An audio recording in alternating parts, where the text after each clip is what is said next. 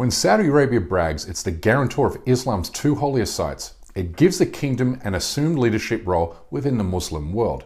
But man oh man, how things have changed under the de facto rule of Crown Prince Mohammed bin Salman. Because from the moment he seized power, by locking up his political rivals, including members of his own family, the Saudi government launched a war against Islam. This war is being fought on many fronts, but for one objective only: to give Saudi Arabia a Western-friendly face, but at the expense of Islam and Saudi culture. Because not only is the regime jailing, torturing and executing religious scholars and clerics, but also destroying and desecrating some of Islam's most treasured sites, including the house of the Prophet's first wife, Khadijah, and the place where the home of Islam's first caliph once stood, along with many others we will come to in a moment. You see, MBS wants to attract Western investment and foreign tourism dollars to offset the global decline in demand for oil, as the rest of the world makes the gradual shift towards renewable sources of energy. Look, nobody can begrudge the Saudi government for making adjustments to its economy to account for changing global economic trends. But the actions taken by MBS are representative only of a dictator's lust for totalitarian power, even if it means killing the Muslim world's most beloved religious leaders.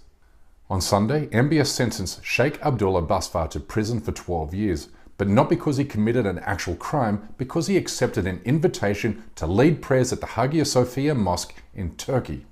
This is a man who has won the hearts of millions of Muslims around the world for his incredible recitations of Islam's holy book. ويبشر المؤمنين الذين يعملون الصالحات أن لهم أجرا كبيرا. Last month, MBS even arrested the former Imam of the Grand Mosque in Mecca for merely expressing his concerns about the sudden westernization of Saudi culture.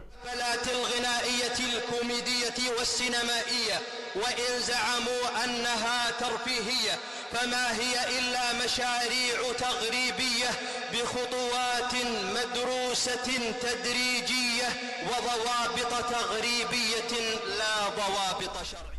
Last week, I interviewed Nasser Al-Khani, who recently fled Saudi Arabia to campaign for the release of his father, the prominent Islamic preacher who has been sentenced to death for posting a tweet that urged MBS to release innocent political prisoners.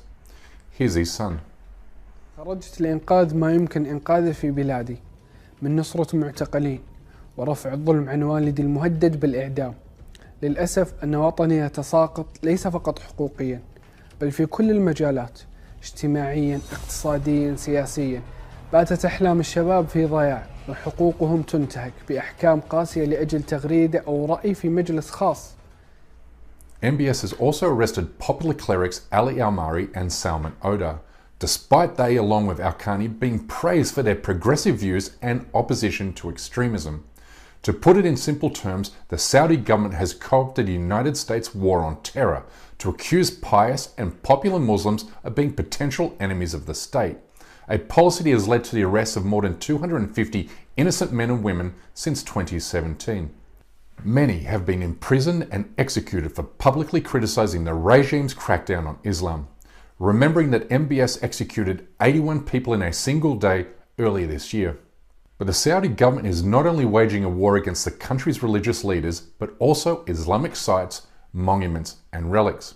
In fact, more than 98% of Saudi Arabia's historical and religious sites have been destroyed since 1985, which has been described as an effort to wipe out history, putting it on par with the Taliban's destruction of historical monuments in Afghanistan.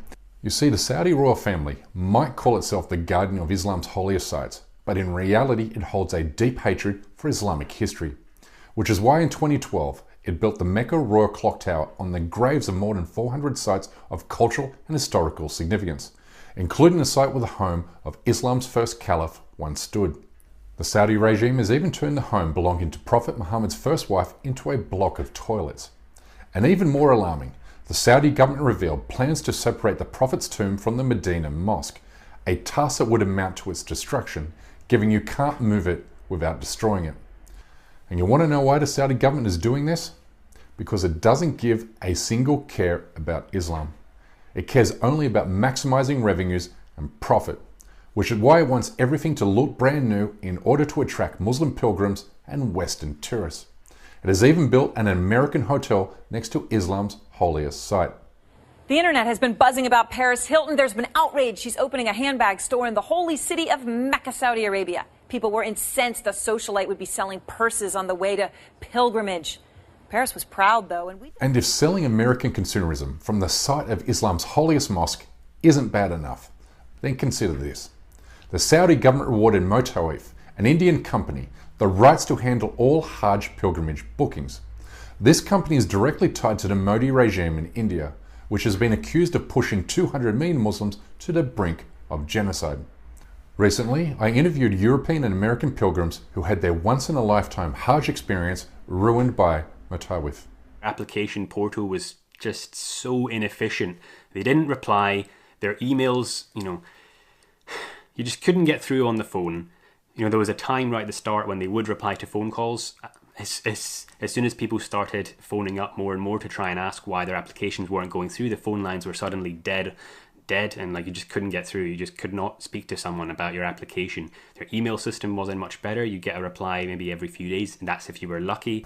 From partnering with Muslim-hating far-right political parties in India and America, to destroying Islamic historical sites, to executing religious scholars and clerics, it's evidently clear the Saudi regime under MBS is waging a war against Islam. For this reason, the human rights organisations Sanad UK and Cage UK have launched a campaign that calls on the international community to stand up against the injustices and human rights violations that are taking place under the authority of the Saudi regime. I have joined this campaign, and so should you.